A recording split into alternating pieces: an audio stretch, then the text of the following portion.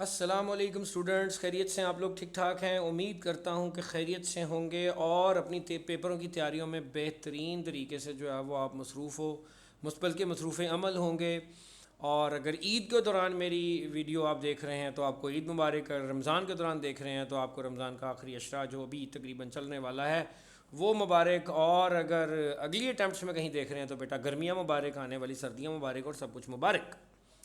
हम लोग जो है वो अपना बहुत सारा एरिया कवर कर चुके हैं क्वांटिटेटिव मेथड्स यानी क्वांटिटेटिव एनालिसिस फॉर बिजनेस के लिए, which is the PRC2 paper.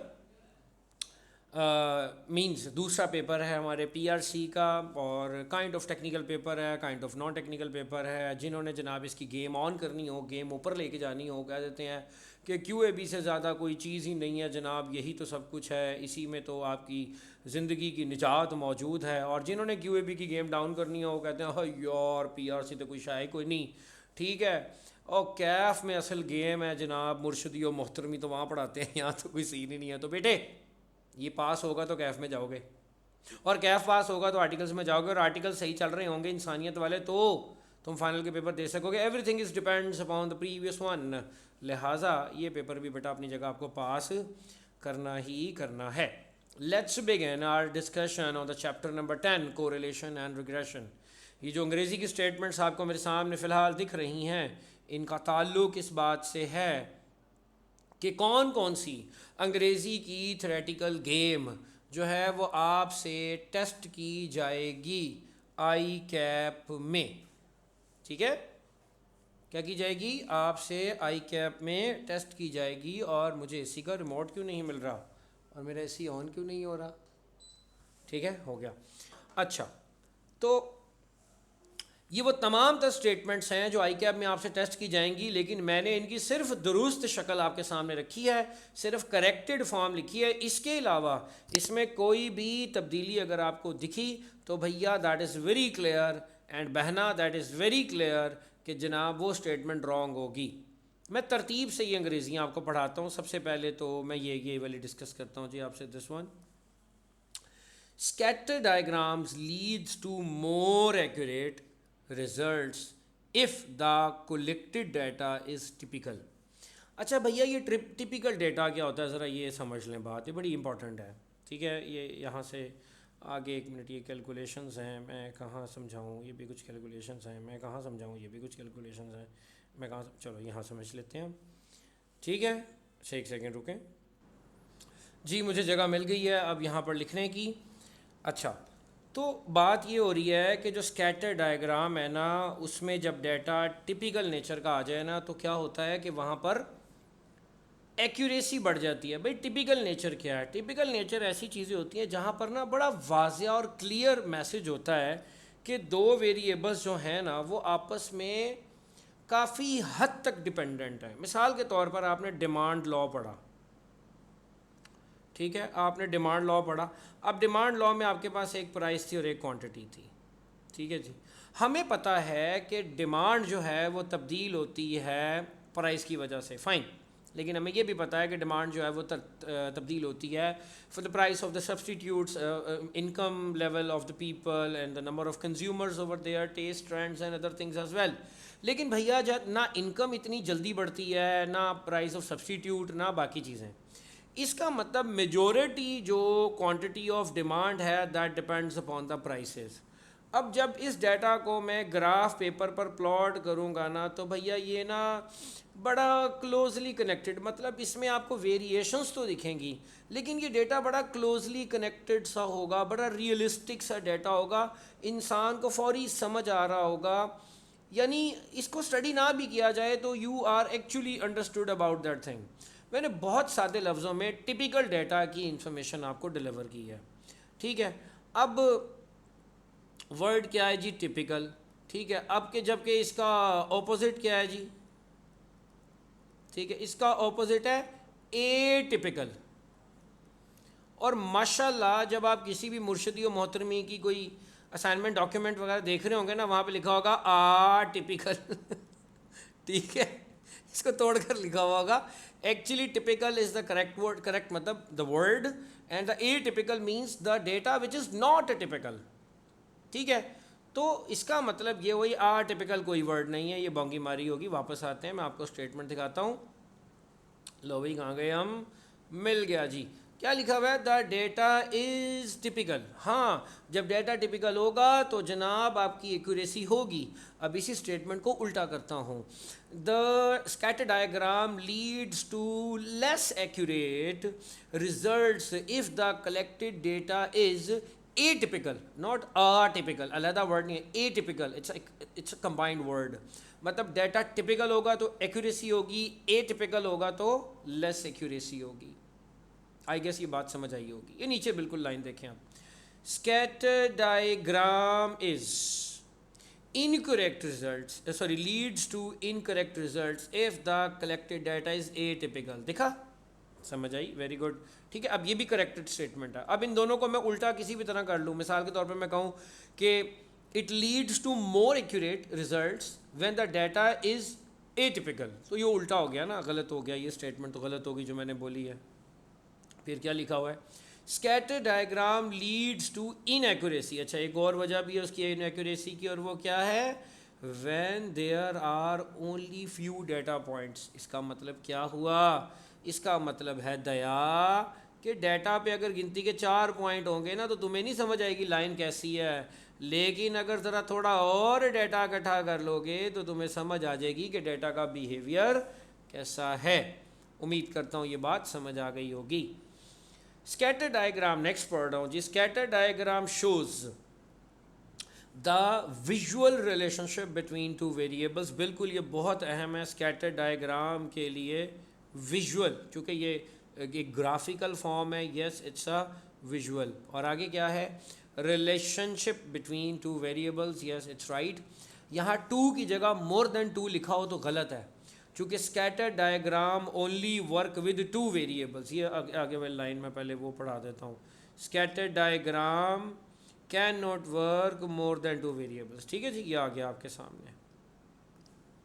तो it only work with two variables, उसी अंग्रेज़ी में टू की जगह कुछ और लिखा जाए तो भैया गलत हो जाएगा। अब आप ये सारा ध्यान ना दीजिएगा कि यार विजुअल लिखा हुआ है ना तो स्कैटर डायग्राम विजुअल होती है लेकिन दो वेरिएबल्स के लिए। इनके दरमियान में एक लाइन है वो पढ़ने लगा हूँ, scatter diagram might show a relationship if there is none. बिल्कुल ऐसा ही है। देखिए, स्कैटर डायग्राम के लिए ना बहुत ज़रूरी है कि आप पहले ये फाइनल कर लें कि आपका डिपेंडेंट वेरिएबल कौन है और आपका इंडिपेंडेंट वेरिएबल कौन है। इसके मुताबिक आप इसे प्लॉट करें और अपने रिजल्ट्स को एक्सप्लेन करें। अगर आपको लॉजिकली ही नहीं पता कि आपके वेरिएबल्स में डिपेंडेंट कौन है और इंडिपेंडेंट कौन है, और बस आप जो है वो जनाब, ये मेरे एसी को क्या हो गया, अच्छा, और अगर आप बस धड़ाधड़ कोई भी दो वेरिएबल्स पकड़ें और जनाब उसकी स्कैटर डायग्राम बनाना शुरू कर दें तो जनाबे वाला ऐसा नहीं होता। You should be clear logically first कि भाई ये क्या है, क्यों है, कैसे है। मिसाल के तौर पर मैं आपको दो वेरिएबल्स देता हूँ। पहले मैंने दिया जी फुट साइज़, ठीक है जी, जूतों का साइज़, पाँव का साइज़। दूसरा वेरिएबल मैंने लिख दिया जी अल्लाह भला करे इंटेलिजेंस जी। लो जी, अब मुझे बताओ इन दोनों वेरिएबल में डिपेंडेंट कौन है, इंडिपेंडेंट कौन है। और भैया इनके दरमियान में कोई ताल्लुक़ नहीं है, ठीक है, इनके दरमियान में लॉजिकली कोई ताल्लुक़ नहीं है। अगर लॉजिकली कोई ताल्लुक़ नहीं है तो ये नहीं मैं कहूँगा कि ना ना ना ना भाई तू गलत कह रहा है, जा इसका डाटा इकट्ठा कर, जा 100 लोगों से मिल, उनकी इंटेलिजेंस पूछ, उनका फुट साइज़ पूछ के आ, मुझे दे, मैं स्कैटर डायग्राम बनाऊंगा। ओ वाओ, स्कैटर डायग्राम ने तो एक लाइन शो करवा दी, तुम बकवास करते हो, ताल्लुक़। और ऐसा नहीं है भाई, ये एक टूल है। टूल को हम इस्तेमाल ही तब करते हैं जब हम पहले लॉजिकली क्लियर हों। अगर मैं लॉजिकली ही क्लियर नहीं हूँ, दो वेरिएबल्स का कोई लॉजिकली ताल्लुक आपस में नहीं बन रहा, तो मैं उसकी स्कैटर डायग्राम भी नहीं बनाऊंगा। और मुमकिन है अगर मैंने ऐसी बोंगी मारी तो हो सकता है कि बहुत बिखरे से डाटा के साथ कोई आपको पैटर्न मिल जाए। अब इसका मतलब ये है कि आपको पैटर्न तो मिल गया, there is the relationship, but actually there is no relationship. ठीक है, so you need to be logically correct first. अच्छा जी, उसके बाद क्या है जी, उसके बाद है जी, it is important to establish which variable is dependent before plotting the scatter diagram. समझ है ये बात जो मैं आपको सिखा रहा हूँ वो यहाँ पर आ गया। Establish, set, finalised, what ever you can use a word. पहले आपको ये तय करना है कि आपका वेरिएबल डिपेंडेंट है या इंडिपेंडेंट है। बात समझ आई? आई गेस आपको मेरी बात समझ आ गई होगी। अच्छा, it is important to establish, ये वाली बात। अच्छा, फिर एक और है, it is important to establish which variables is independent before plotting the, ये एक ही बात है, ऊपर वाली डिपेंडेंट के लिए थी, नीचे इंडिपेंडेंट के लिए है। There is a strong relationship between variables if the points on the scattered diagram are concentrated around the line या around the curve। ये दोनों वर्ड करेक्ट हैं, अराउंड द लाइन और अराउंड द कर्व। अब इसकी मैं एक एग्जांपल आपके सामने रखता हूँ कि स्कैटर डायग्राम पर अगर आपका डेटा जो है वो बड़ा लाइन के पास पास है, आई गेस आपको नज़र आ गया होगा, तो मैं कहूँगा there is a strong relationship भैया।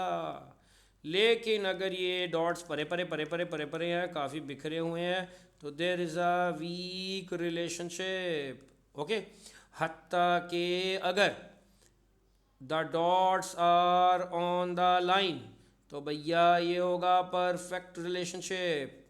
और हत्ता के if the dots are randomly scattered, randomly तो हम कहेंगे नो लीनियर रिलेशनशिप। सही है जी, यानी उन दो वेरी, ओहो ये सिप क्यों हो गया जी, नो लीनियर रिलेशनशिप। ठीक है, अब आगे चलते हैं। अगली अंग्रेजी मुझे क्या कह रही है लीनियर रिग्रेशन एनालिसिस नहीं है, उससे इसका ताल्लुक नहीं है। Regression, regression, correlation, regression, okay okay okay okay, fine fine fine. और कोई बात, और कोई बात? बस जी, ये बातें जो हैं, जो भी मैंने अभी आपके सामने अंग्रेजियाँ हाईलाइट की हैं, these belongs to the scatter diagram and getting some understanding of it. इसके बाद आता है हमारा लीनियर रिग्रेशन। लीनियर रिग्रेशन में हम एक इक्वेशन बनाते हैं, y is equals to a plus b x. ठीक है, ये वो मेथड है, इसके फॉर्मूलाज मैं अभी थोड़ी देर में एक्सप्लेन कर दूंगा सारे। अलबत्ता लीनियर रिग्रेशन एनालिसिस में क्या होता है, linear regression analysis can be use to estimate fixed and variable cost with the help of historical data of the total cost and production. Yes, this statement is correct. पहली बात क्या है, इसमें regression analysis की बात हुई है। दूसरी बात यह कि इसके ज़रिए में मैं फ़िक्स कॉस्ट भी निकाल सकता हूँ और वेरिएबल कॉस्ट भी निकाल सकता हूँ। तीसरी बात, इसमें डाटा हिस्टोरिकल यूज़ होता है। चौथी बात, डाटा कौन सा, टोटल कॉस्ट और प्रोडक्शन का। अब ज़रा मैं आपको इसकी एक्सप्लेन कर दूँ कैसे। मिसाल के तौर पर आपके पास जो डेटा था वो डाटा था जी टोटल कॉस्ट और यहाँ थी प्रोडक्शन। अब आपने रिकॉर्ड करना शुरू किया, आपने कहा मैं 10 यूनिट बनाता हूँ तो 15,000 का ख़र्चा आता है, मैं 15 यूनिट बनाता हूँ तो 21,000 का ख़र्चा आता है, मैं 20 यूनिट बनाता हूँ तो 23,000 का ख़र्चा आता है, और अगर मैं 25 यूनिट बनाता हूँ तो करीब 26,500 का ख़र्चा आता है। ठीक है, अब क्या होगा, मैं यहाँ सिंपली कहूँगा कि द कॉस्ट इज़ वाई, यानी ये मेरा डिपेंडेंट वेरिएबल है, and the production is x, ये मेरा इंडिपेंडेंट वेरिएबल है। क्यों, आपको समझ आ गई होगी कि भैया cost depends upon production, production करूँगा तो कॉस्ट इनकर होगी, नहीं करूँगा तो नहीं होगी। यहाँ से जो इक्वेशन निकलेगी y is equals to 5,000 plus 850x for example. ये नहीं कि ये निकलेगी बेटा मुझे व्हाट्सएप पे मैसेज आना शुरू हो जाए, ए तुसी किमें कट देती उस्ताद जी। ठीक है, तो फॉर एग्जांपल मेरे पास इक्वेशन निकली y is equals to 5,000 plus 850x। अब y क्या है, y है कॉस्ट, और जनाब x क्या है, x है जी मेरे पास प्रोडक्शन यानी यूनिट्स। आप ज़रा गौर से समझें, हुआ क्या, अगर भाई मैं कोई यूनिट मैन्युफैक्चर ना करूं, ज़ीरो यूनिट मैन्युफैक्चर करूं, still I have to bear a cost of 5,000 rupees. इसका क्या मतलब हुआ, the cost you have to bear at zero number of units manufacturing point, like कुछ भी इस जगह पर जहाँ पे आप कुछ भी प्रोड्यूस नहीं कर रहे, उस जगह पर अगर आप कॉस्ट बियर कर रहे हो तो भैया ये आपकी फ़िक्स कॉस्ट होगी। समझी गई गोपी बहू? और सुने, ये जो आपकी वैल्यू होती है ये आपकी होती है per unit cost, per unit cost. क्यों भला? ठीक है, ये इसकी बात हो रही है। इसलिए कि जैसे ही मैं x में एक का इजाफा करूँगा 850 कॉस्ट में ऐड हो जाएगा, 2 होगा तो 850 का डबल टाइम कॉस्ट में ऐड हो जाएगा, 3 लिखूँगा तो 850 का 3 टाइम्स कॉस्ट में ऐड हो जाएगा।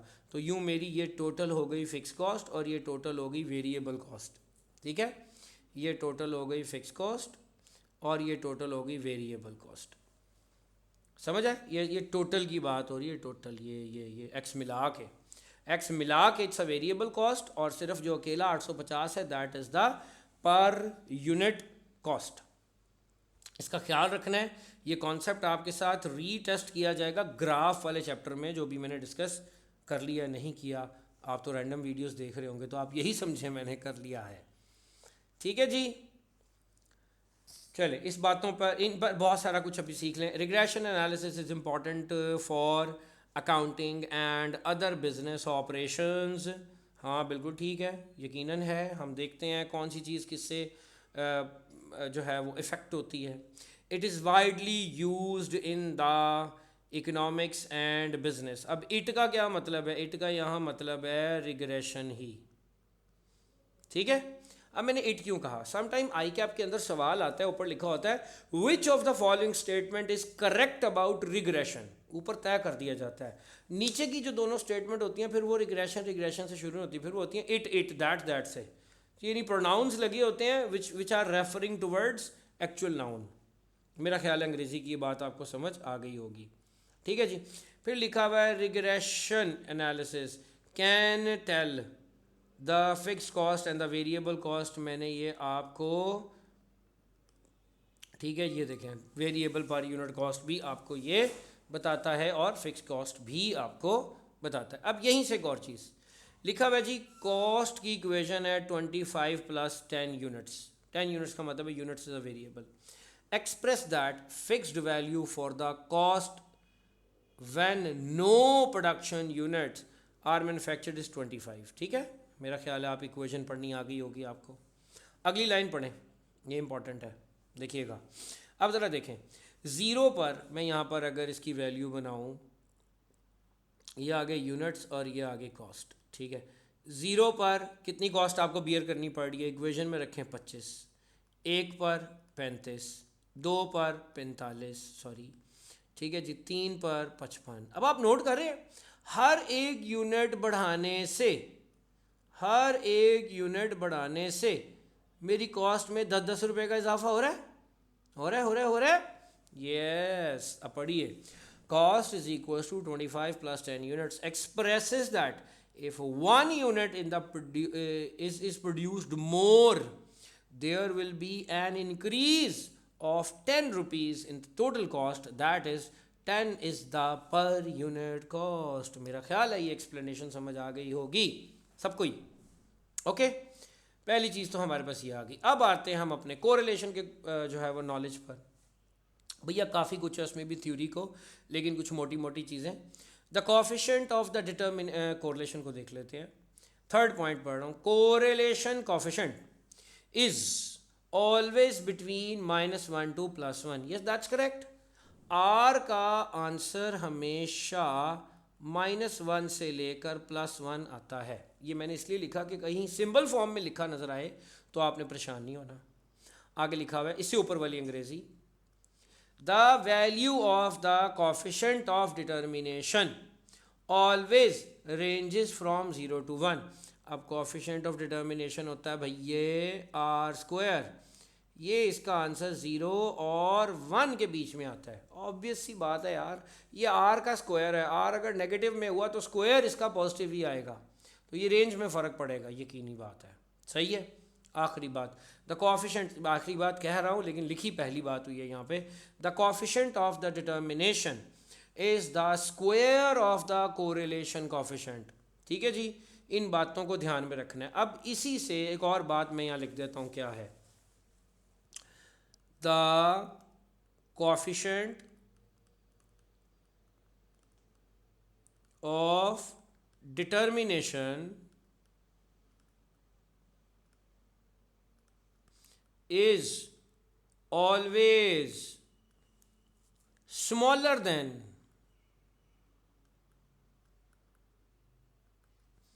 coefficient of correlation। अब यहां पे जो मजे की बात है ना वो पता क्या है, अंग्रेजी। और भैया कोफिशेंट ऑफ डिटर्मिनेशन का मतलब है आर स्क्वायर, और कोफिशेंट ऑफ कोरिलेशन का मतलब है आर। तो स्टेटमेंट के मुताबिक R square is always sorry greater than, है जी, नहीं, it should be less than. ये क्या हुआ, हो गया R square always less than R. यहाँ पे बच्चों के जो है वो एक 14 तबक रोशन हो जाते हैं, कान खड़े हो जाते हैं कि यार स्क्वायर वाली वैल्यू कैसे बड़ी छोटी होगी यार, स्क्वायर तो बड़ा बड़ा आता है। भैया डेसिमल नंबर्स का स्क्वायर जो है वो छोटा आता है। ये बात मैंने आपको एक्सप्लेन की हुई है एवरेजेस और डिस्पर्शन के चैप्टर के अंदर, ख़ास तौर पे स्टैंडर्ड डेविएशन और वेरिएंस की बात समझाते हुए। ये स्क्वायर वाली गेम क्या है, स्क्वायर का कतई तौर पर मतलब लार्ज होना नहीं होता। स्क्वायर का मतलब तो होता है, क्या होता है भला, स्क्वायर का मतलब तो होता है कि जस्ट उसी नंबर को उसी नंबर से मल्टीप्लाई किया जाए, दैट्स इट। इसमें ये लार्ज होने वाली कैपेसिटी कहाँ से आ गई? देखें, 2 का स्क्वायर लूँ 4 आएगा, हाँ बड़ा आएगा। 1 का स्क्वायर लूँ तो वो 1 नहीं आएगा बच्चों। 0.5 का स्क्वायर लूँ तो बाकायदा 0.25 आएगा, छोटा आएगा नंबर स्क्वायर होने के बाद। ठीक है, तो इस जो ऊपर मैंने अंग्रेज़ी लिखी है इसके अंदर पहले ही दिक्कत यह है कि वो अंग्रेज़ी लिखी हुई है। फौतगी तो वहाँ से शुरू होती है कि कोफिशिएंट ऑफ डिटर्मिनेशन क्या है, और भैया वो आर स्क्वायर है। आगे चलो, कोफिशिएंट ऑफ कोरिलेशन क्या है, और जनाबे वाला वो आर है।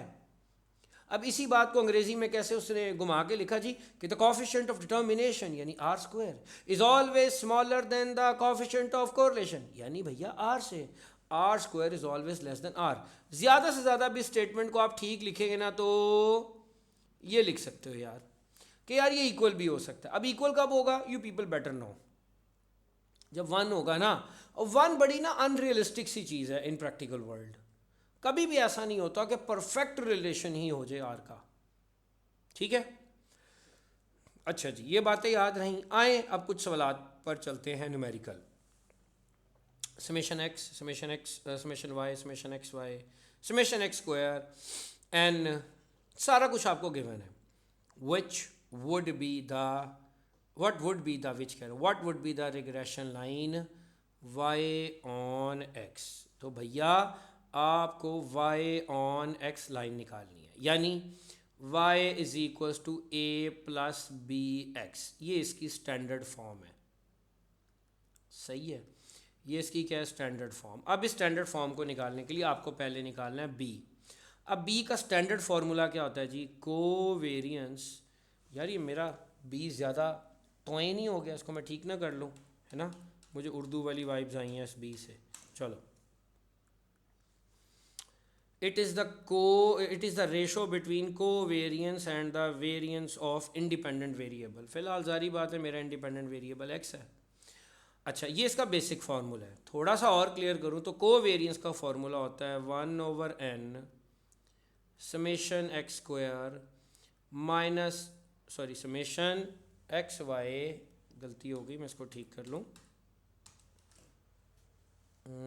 ये there we go, summation x Y minus summation x summation y over n. ये हो गया कोवेरियंस का फॉर्मूला डिवाइडेड बाय, अब वेरियंस का फॉर्मूला क्या होगा, 1/n summation x square minus summation x whole square divided by n. आप इस फॉर्मूला में भैया अपनी ऊपर दी गई सारी चीज़ें लगा लें। अब हो सकता है आपने किसी ऐसे उस्ताद गूगल चैट जीपीटी से पढ़ा हो जिसने आपको ना एक ही फार्मूला दिया होगा, और वो होगा n summation x Y minus summation x summation Y divided by n summation x square minus summation x whole square. तो आप गौर करें कि भाई मैंने जो फॉर्मूला बताया और ये जो बताया सेम है, समझ आई? यानी इसी फॉर्मूला को देखो, बेसिक ये है, ये आगे से फिर इसके इक्वल, और ये इसकी जो है वो एक सिंप्लीफाइड फॉर्म है। आपकी मर्ज़ी, आपने जितने फार्मूले याद करने हैं कर लें, मुझे कोई एतराज़ नहीं है। मैंने तो बेसिक दिया है फार्मूला, ये इसी से आगे सारे बनेंगे। तो ये जनाब यहाँ पर आप अपनी वैल्यूज़ लगाएंगे, और वो वैल्यूज़ कैसे लगाएंगे मैं आपको वैल्यू सब्सिट्यूट कर देता हूँ, आंसर नहीं बताऊँगा जी। तो n कितना है आपका, n है जी आपका 6। समेशन एक्स वाई कितना है जी आपका 2851 माइनस समेशन x कितना है जी आपका 75, और समेशन y कितना है 225 डिवाइडेड बाय जी n कितना है फिर अगेन 6। इस बार समेशन एक्स स्क्वायर कितना है दिया हुआ है जी 625। एक मिनट, ये गलत हो गया, थोड़ी जगह इसकी खिसक गई है। चलो ठीक है जी, 625 माइनस समेशन एक्स का होल स्क्वायर, समेशन एक्स कितना है 75, ठीक है जी 75 का होल स्क्वायर। यहाँ पे जो भी आंसर आएगा वो बी हो जाएगा। इसके बाद जनाब आपने ए निकालना है। ए क्या है आपका, that is Y bar minus B x bar. फिर तो ये बन गया। अब इसकी वैल्यूज़ अगर आप लगाते हैं तो वाई बार क्या है, समेशन वाई ओवर एन यानी 225/6 माइनस बी ये कहाँ से आएगा, ये भाई यहाँ से आएगा ना, ये कैलकुलेट करके यहाँ लिख देना, सही है। एक मिनट, 1 2 3 जी, ये यहाँ आ जाएगा। आगे सम एक्स बार क्या है, समेशन एक्स ओवर एन 75/6, यहाँ पे आंसर आ गया। तो ये जो आपको दो आंसर मिले बी और ए के, y is equals to a plus b x में जनाब इसको फिट कर देना, आपके पास आपका आंसर आ जाएगा। Easy scenes. आगे बढ़ते हैं जी। If summation X is this, summation Y is this, summation x Y, ये वैल्यूज़ बेटा आई कैप में दोहराई हुई हैं इसलिए मैं आपको करवा रहा हूँ। Summation x square is this and n is this, then equation for the regression line Y on x. ठीक है, मैं अगेन आपको नहीं बता रहा, मैं मोटी मोटी सिर्फ बात लिखूँगा। यहाँ पर बी होगा s x y over s x square, यहाँ पर ए होगा y bar minus B x बार।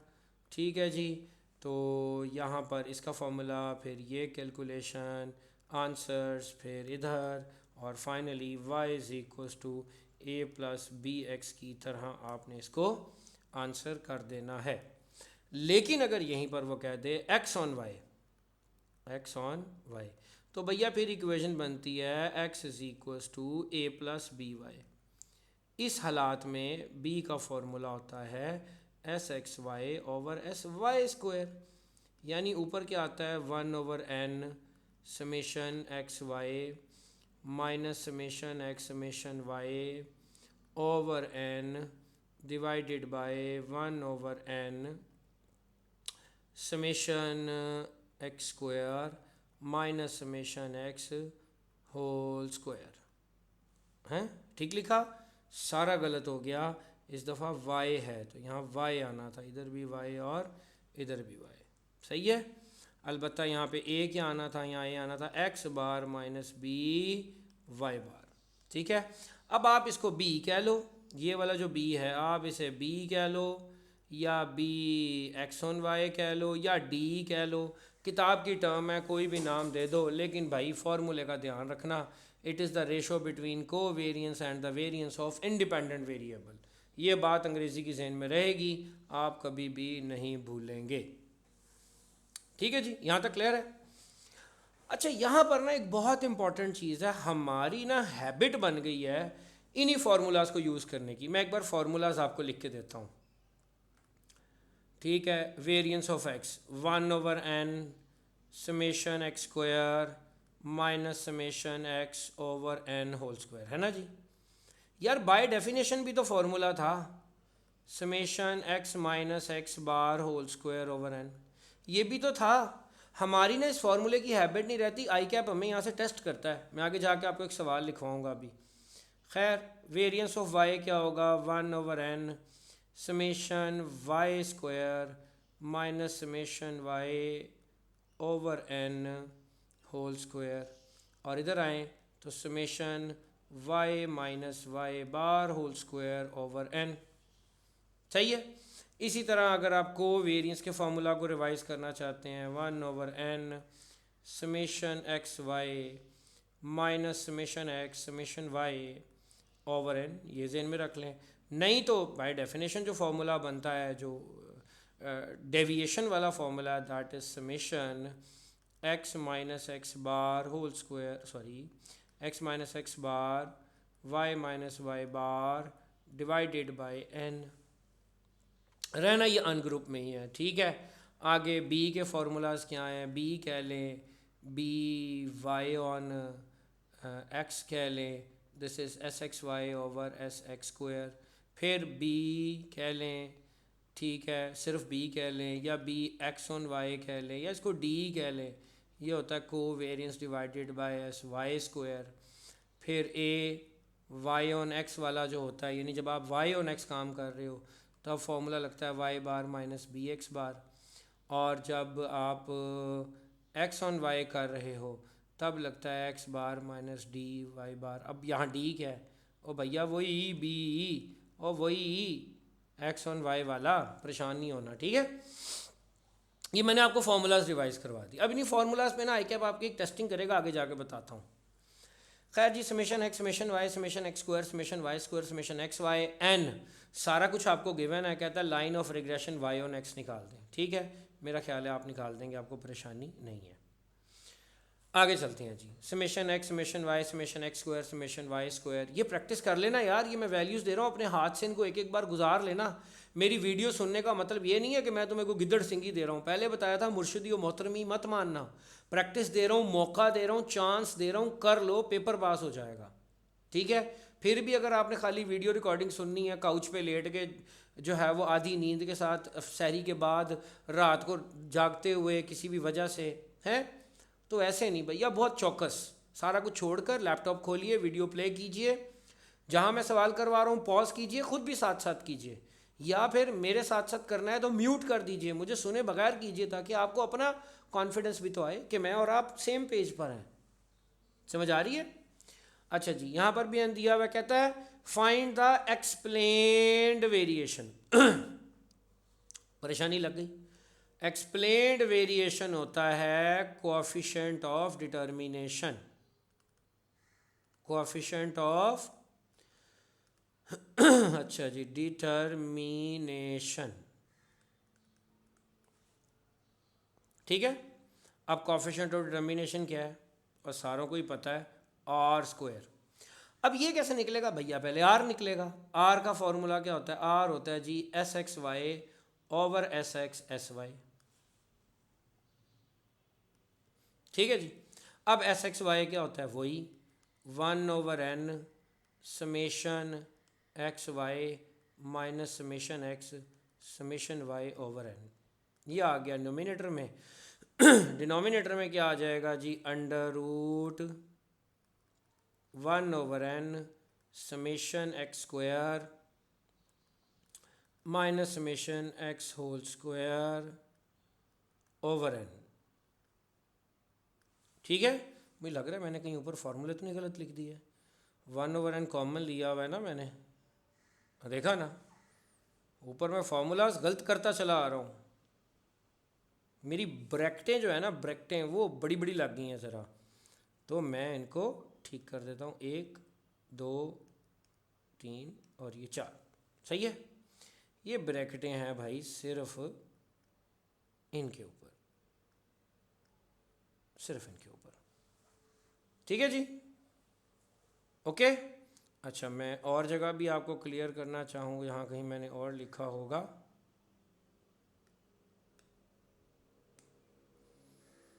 अच्छा, और कहीं लिखा है तो हम उसको भी जाके ठीक कर लें। नहीं, यहाँ ठीक लिखा हुआ है, यहाँ ठीक लिखा हुआ है, ठीक है। बाकी आगे जाके गलतियाँ हो रही थी, तो वापस आते हैं।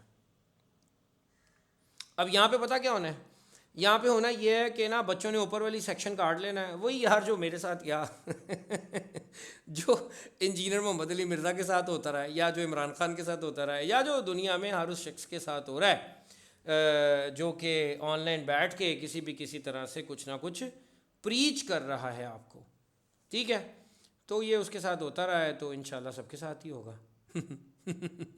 हम सारे एक ही किश्ती के सवार हैं।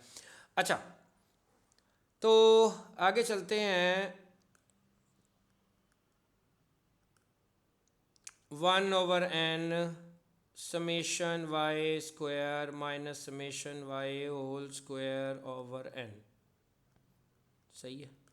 अब इसकी एक सौदा तरीन शक्ल है जी, वो ये बनी हुई है n summation x Y minus summation x summation Y divided by whole square root n summation x square minus summation x whole square, ये चीज़ multiply by n summation Y square minus summation Y whole square, ये चीज़। आप भैया कोई भी formula use करके r निकालो, उसके बाद r स्क्वायर निकाल के दे देना। यहीं पर वो आपसे पूछ सकता है, ये क्या हो गया यार,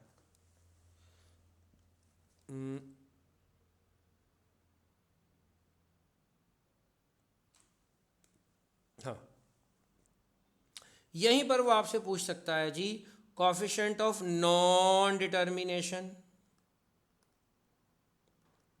कोफिशिएंट ऑफ नॉन डिटर्मिनेशन, या फिर इसको क्या कहेंगे, coefficient of unexplained variation, unexplained variation. और भैया अगर ये पूछे तो ये क्या है, ये है 1 माइनस आर स्क्वायर। इसके लिए भी पहले आपको क्या करना है, आपको पहले फाइंड करना है आर, फिर तुसी ओदा लेना जे स्क्वायर, फिर तो हाँ की करना जे उन्होंने 1 कर देना है माइनस। ये समझ आई? ध्यान रखना जी, ये दोनों बातें मैंने आपके सामने रख दी हैं। ठीक है जी, यहाँ तक हो गया। अब एक क्वेश्चन मैं आपके सामने यहाँ पे रखता हूँ। मैं आपसे कहता हूँ इफ़ r इज 0.8,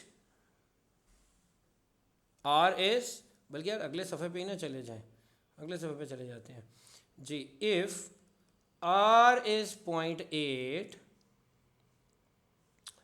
उसके बाद s x is 7, s y square is 36, summation x minus x bar y minus y bar is 900। Find number of observations, find number of observations.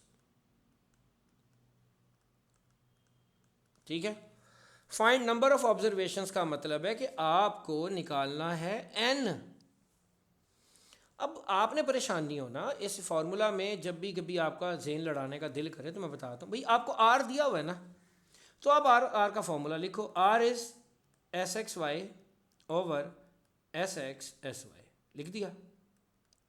अब आगे देखो, आर की जगह लिखो 0.8, दिया हुआ है, लिख दिया।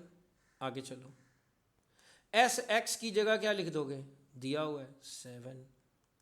अब बताओ एस वाई की जगह क्या लिख दोगे, 36। और नहीं हो भाई, एस वाई स्क्वायर दिया हुआ है, एस वाई होगा 6, standard deviation of y, done. अब पंगा ये है, आपको कोवेरियंस तो दिया नहीं हुआ, आपको तो ये अजीब सी चीज़ दी है, तो आप गौर करें ना कि this is the part of covariance formula. क्या भला, summation x minus x bar y minus y बार ओवर एन, यही होता है ना, यही होता है। तो भाई ये इसकी सादा तरीन शक्ल ये बन जाएगी कि 0.8 इज इक्वल्स टू 7 इंटू 6, और ऊपर उसका सम आ जाएगा 900 डिवाइडेड बाय n। ये इसको थोड़ा सिंप्लीफाई करूँ, 7 इंटू 6 इसके साथ जाके मल्टीप्लाई हो जाएंगे, सही है, 42 करके उधर चला जाएगा, इधर आ जाएगा 900 ओवर n। ओके, अब जब आपको n लेना है तो n क्या हो जाएगा, 900 डिवाइडेड बाय 0.8 इंटू 7 इंटू 6। अब अगर मैं इसको थोड़ा सा एक्सप्लेन करना चाहूँ तो ये हो जाएगा 7 इंटू 6, ये हो जाएगा कितना, 42 का 0.8 करूँगा तो 8 को 32 और 8 दूनी 16, 32, 33.6 सही है। आज मेरे पास मेरा सपोर्ट मौजूद नहीं है, वो अपने मॉक्स में बिजी है। अब जनाब 33.6 को 900 को जब 33.6 से डिवाइड करेंगे तो ये आपके पास आ जाएगा कोई 9 या 27, ये 27 के करीब कुछ करके ना, ठीक है, ये आंसर आ जाएगा 26-27 के करीब। जो भी ऑप्शन होगी आप उसे मार्क कर देना, ठीक है। इसके अलावा आपको इसमें कोई भी फर्दर क्वेरीज रिक्वायर्ड हो, मैं आपको बताता चलूँ रिग्रेशन को कैलकुलेटर से कैसे करना है। भाई ये चीज़ ऑलरेडी मौजूद है, ठीक है। अदर वीडियोस आप देख सकते हो, मैं लिख देता हूँ अदर वीडियोस, ठीक है। माशाल्लाह, चेक कर रहे हैं आप, हैं चेक नहीं मतलब आप देख रहे हैं, पढ़ा पढ़ा के मेरी इंटेलिजेंस किस लेवल पर जा चुकी है। नहीं समझ आई किसी को? अभी तक समझ नहीं आई? पक्की बात है? श्योर है? विडो ठीक है जी, चले खैर। तो this is videos, other videos. एक है आपकी रिग्रेशन थ्रू कैलकुलेटर,